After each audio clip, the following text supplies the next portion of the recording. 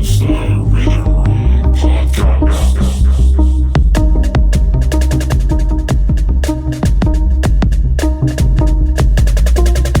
this is your host.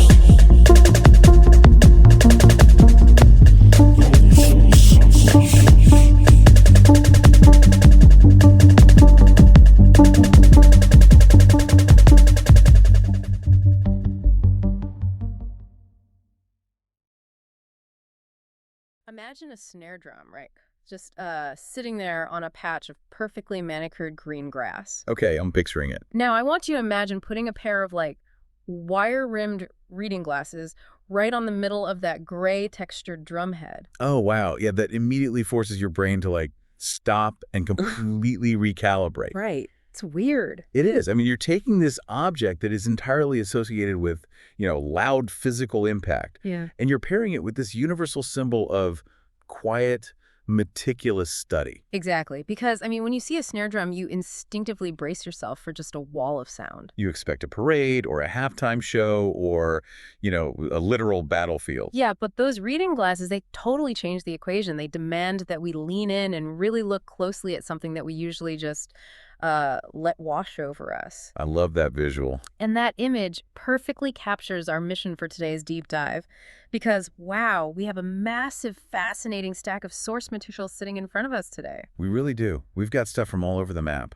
Yeah, we are pulling from 19th century military drum manuals, modern cognitive science research papers, and even actual sheet music for contemporary cross-cultural percussion compositions. And we're going to use those sources to really look under the hood of human expression. Right. We're investigating how people take all this raw, messy, internal energy and somehow transform it into these highly structured musical forms. Okay, let's unpack this. Because, we aren't just talking about hitting things with sticks here. Definitely not. We're going to be contrasting two, radically different worlds today.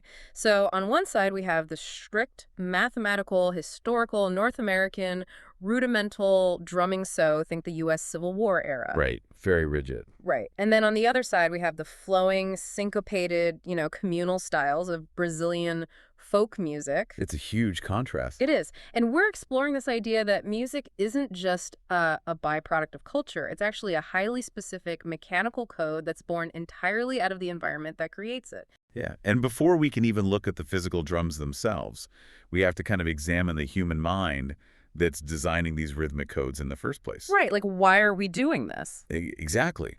Why do we compel ourselves to organize sound? What makes us take just random noise and turn it into a system? It's a great question. Well, our sources lean heavily on the developmental psychologist Howard Gardner to lay the groundwork here. Oh, yeah. His stuff is great. It is. He wrote that creativity depends heavily on dispositional and personality traits and on what he calls, quote, the accidents of demography. Man, the accidents of demography, that phrasing is just so striking to me. It really paints a picture, doesn't it? It does. Where you happen to be born, the century you arrive in, the specific cultural struggles of your region, it's all just a geographic and historical accident. Just completely out of your control. Right. But that accident dictates the tools you're handed to express your internal world. Exactly. And if we connect this to the bigger picture, the cognitive science research in our sources, specifically the work by Ian Cross and Irene DeLige, it reinforces this beautifully. What do they say about it? Well, they explain that culture is essentially the framework that shapes the human mind's perception of reality. Okay, so culture imposes the patterns. Yes. Culture imposes patterns. Mm-hmm. It hands us our symbolic systems, our spoken languages, our modes of discourse. And those patterns are what actually give meaning to human action. I see. So without it... Without a cultural framework, a stick hitting a piece of tension plastic is literally just a disturbance in the air pressure. It's just noise. Right, it's just noise. Mm-hmm. But with that framework, it becomes this deeply interpretive communication system. So to put this into a framework for everyone listening, think of culture as your computer's operating system, right? That's a great way to look at it. Yeah, and the music, the art, the drums, that is the software that gets written specifically to run on whatever hardware or whatever, accidents of demography you just happen to be born into. Exactly. So if your operating system is built on rigid military structure and survival, well, your software is going to sound completely different than an operating system built around, say, communal dancing street festivals. Totally. And the drums are just the physical interface where that software runs. Right. So like the external monitor showing us the internal code. Okay, I love that. So let's boot up that first operating system. Let's look at how these abstract accidents of demography actually sound when they play out in the United States during the mid-1800s. Right around the Civil War era. Exactly. What is happening there? Well, our research introduces this really vital concept from Alfredo Bossi regarding how expression actually functions in the real world. Okay. Bossi argues that expression always requires two fundamental components. You need a source of energy, and you need a form to convey or contain that energy. Energy and form. Right. You cannot have expression without both of those things. So in the context of the United States in the 19th century, the energy was overwhelming. I can imagine. Yeah, you had this desperate, violent fight for a free land. It was just a chaotic battle for the future of the entire country. Now, see, here is where I struggle a bit with this historical narrative. I kind of have to push back on this combination of energy and form. Okay, why is that? Well, if the driving force, right, the raw energy of the moment, was this passionate, desperate fight for freedom, why on earth would they express that through the most rigid, strict, mathematical military marching system imaginable? That's a fair point. I mean, freedom is about tearing down grids and breaking rules, locking yourself into this perfectly uniform, uncompromising grid of snare drum rudiments. It feels like the exact opposite of freedom. It feels like a paradox. It definitely looks like a paradox if you view freedom merely as a lack of rules. Right. But you have to consider what achieving freedom actually required in the specific, terrifying reality of a 19th century battlefield. Which was probably horrific. Beyond horrific. Unbridled chaos would not win a battle. It would lead to a total slaughter. You were dealing with thousands of men enveloped in thick, blinding cannon smoke. Wow. Deafening musket fire, people screaming. Just total sensory overload. So you're saying the rigidity wasn't suppressing their freedom, it was actually the only way to secure it? Precisely. The rigid form served their pursuit of freedom. On a battlefield where you literally can't see 10 feet in front of you, soldiers needed three things to survive. What were they? First, they needed intense, driving motivation to keep moving forward. Second, they needed extreme mood regulation to prevent mass panic. Which makes sense, yeah. And crucially, they needed tactical communication that could cut through the sonic chaos of war. Right, because they can't hear orders being shouted. Exactly. So they poured their desperate energy into a strict mathematical military system because that system was the communication network that kept them alive. The drums were the network. The drums and the fife. They were broadcasting complex tactical messages across miles of thick smoke. So if this military drumming was primarily a tactical communication tool, how complex was the language they were actually speaking? It was incredibly complex. Because I'll admit, my assumption has always been that a military drummer was basically just a human metronome. It's just keeping time. Yeah, just a guy hitting a drum on the downbeat so, 100 men would put their left foot in the mud at the exact same second. That is a very widely held modern assumption.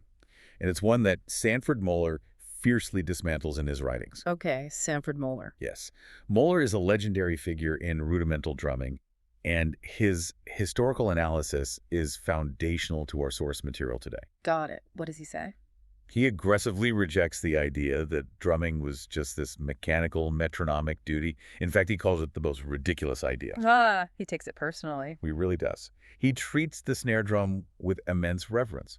Moeller argues that the rudiments are not just timekeeping devices. Okay, then what are they? They are the complex vocabulary and the structural grammar of the drummer. He viewed the military drum as a solo instrument that demanded high-class, virtuosic performance. Wow. Virtuosic?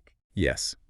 Executing these complex, quick steps and army duty calls required an elite degree of physical ability and mental execution. But I guess what actually makes a rudiment complex? We hear terms like, paradiddles and flams and rolls, but mechanically, what is happening that elevates this above just hitting a drum left, right, left, right? That's the perfect question. Let's break down the paradiddle because it perfectly illustrates the mechanical genius of this grammar. Okay, let's do it. So a paradiddle is a sticking pattern that goes left, right, left, followed by right, left, right, right. Wait, why not just alternate hands the whole time? Why the double hit? Because of the human body. What do you mean? Think about it. If you are marching and playing alternating single strokes, left, right, your left hand will always strike on your left foot. Right.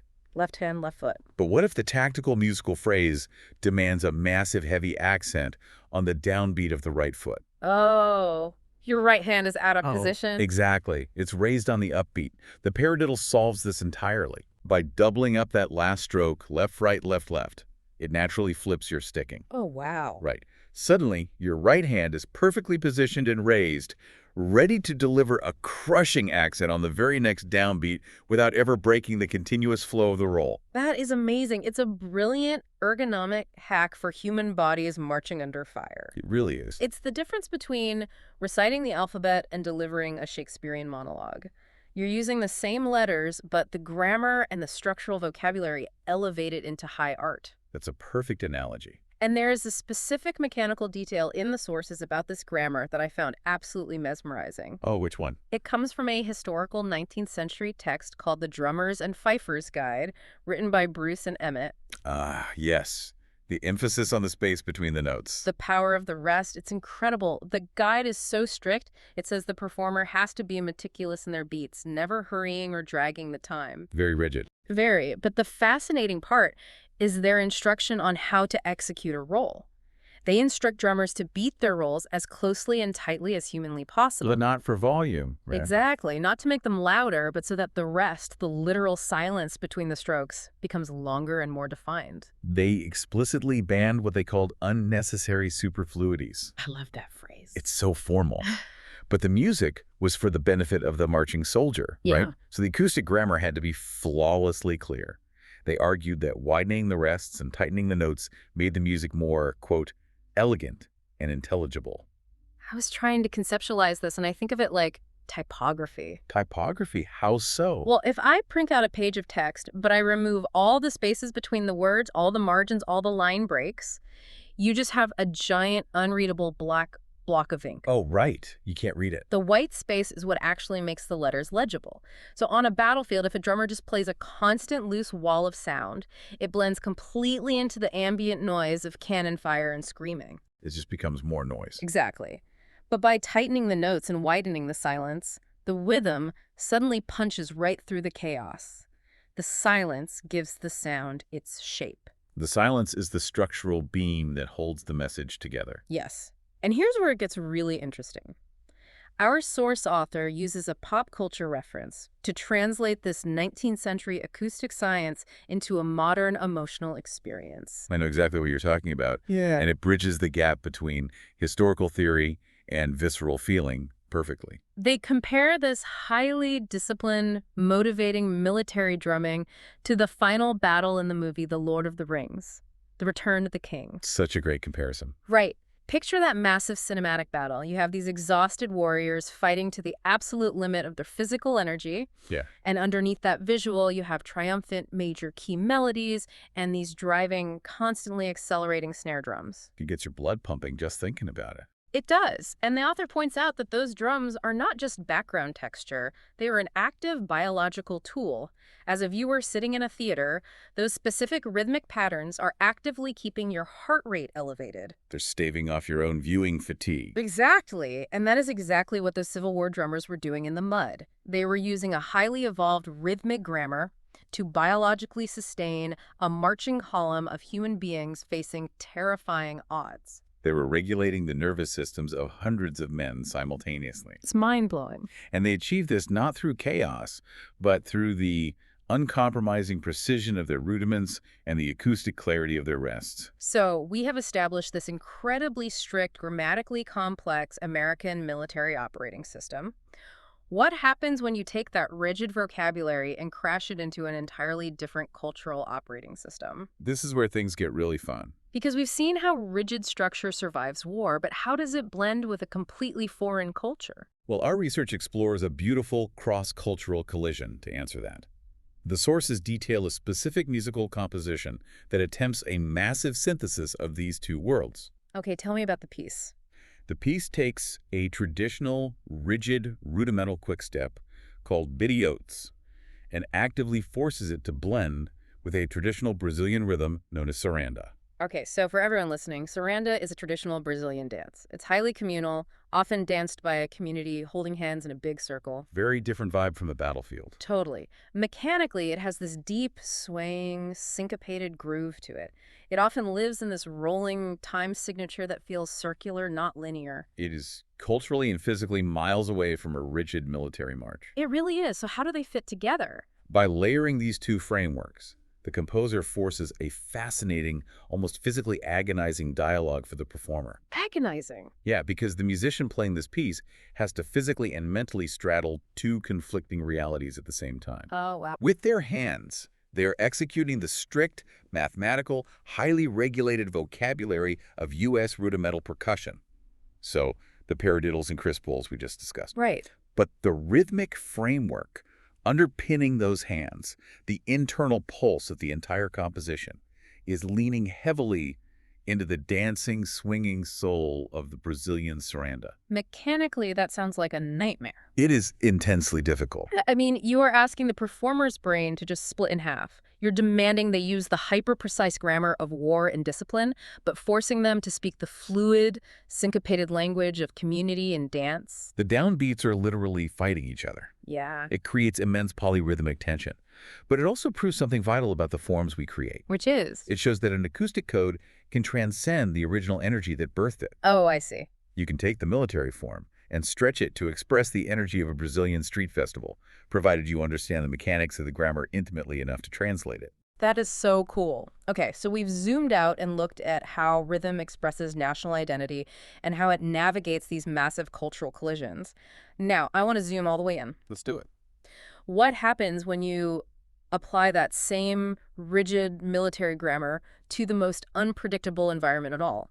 An intimate conversation between close friends. This is perhaps the most conceptually inventive portion of the whole deep dive. I agree. The research breaks down another contemporary composition, simply titled For Friends. Before friends. Right. And this piece drops the grand narratives of armies and nations. It represents a hyper-specific situation between four distinct individuals. Okay, four real people. Yes, four distinct people with different ages, different physical heights, and entirely different personalities. So how on earth do you map four distinct human beings onto a single circle of canvas and metal? It's genius. Yeah. The composer turns the single surface of the snare drum head into a literal geographical room. A room. They treat the drum head as a spatial representation of a relationship. Mechanically, the composer assigns each of the four friends a specific physical zone on the instrument. Okay, walk me through the zones. Friend A is assigned the very edge of the drum. Got it. Friend B lives on the half edge. Friend C is placed in the dead center of the drum head. And friend D operates on the middle line between the center and the edge. The acoustic physics of that are brilliant. Aren't they? Yeah, because if you tap on a desk, hitting the edge of the wood sounds thin and high-pitched, while hitting the dead center sounds deep and thudding. By assigning geographical zones, the composer is assigning physical timbres to each person. The timbre changes based entirely on the geography. So cool. And the piece begins with a series of what are called multiple bounced rolls. Okay, walk us through the mechanics of a multiple bounced roll. How does that differ from the crisp military rolls we talked about earlier? Well, a standard stroke is a controlled strike and a single rebound. But in a multiple bounced roll, which is often called a buzz roll, the player applies downward pressure into the drum head. They force the tip of the stick to bounce rapidly in this tight, dying decay. So it's not distinct notes. No, it creates a continuous buzzing hum rather than a sequence of distinct notes. In the context of this musical code, these sustained buzz rolls represent the main conversation. Like the murmur of a room. Exactly. They mimic the continuous overlapping hum of a group discussion. So all four friends are discussing the overarching topic. Yes. And the profound part is that all four friends are speaking the exact same structural language. Meaning they're playing the same rudiment. Right. They're all reading the exact same rudimental sticking pattern on the page.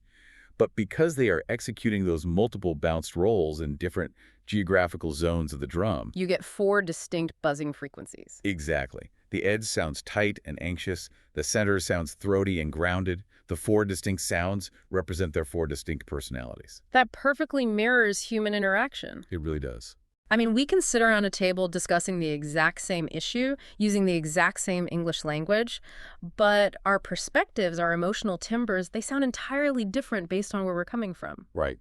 The geography of our lived experience changes the tone of the conversation. It is a stunning realization of Howard Gardner's accidents of demography Yeah. just applied on a micro scale. Wow, yeah. Even within the same room where you're sitting or where your stick strikes the drum fundamentally changes the nature of the conversation, even if the written words are identical. The snare drum becomes a literal microcosm of society. It highlights that music, at its mechanical core, is a signal. It's a system created to establish relationships and transmit meaning. The drum is just the physical environment where those human images and sound representations are developed and tested. Beautifully said. So what does this all mean for you listening to this right now? I mean, you probably aren't marching into a 19th century battle, and you might not be attempting to play a Brazilian rudimental fusion piece anytime soon. Probably not. But every single day, you are utilizing a highly complex grammar that you inherited from your culture's operating system. Whether you realize it or not. Exactly. Whether you are prepping the agenda for a boardroom meeting, writing a high-stakes email to a client, or just trying to navigate a difficult conversation with a friend over coffee, you are relying on a code.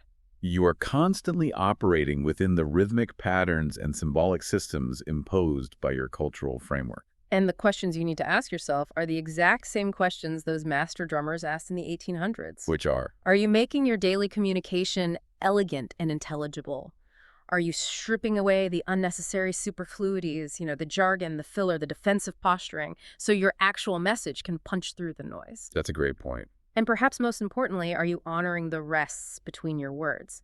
Because as we learned from the military guides and the typography of sound, the silence between the strokes is what actually gives your message its clarity, its shape, and its power. This raises an important question to leave you with, and it is a slightly unsettling one. Okay, let's hear it. We have spent this time analyzing how a single snare drum can function as an entire environment. We've seen how complex human relationships, literal physical survival, and deep cultural collisions are successfully navigated through strict rhythm, geographical space, and the meticulous curation of the rests in between the notes. Right. The rests are the structural beams. They hold the entire code together. Oh. So, what happens to our ability to connect, to truly hear and understand each other's distinct geography in our modern digital world? Oh, man. We live in an environment where every single moment is filled with overlapping noise, endless scrolling, and constant frantic notifications. Yet the elegance and intelligibility of human connection rely mechanically on the silence between the beats. What happens to our society when we've completely erased the rests from our cultural operating system?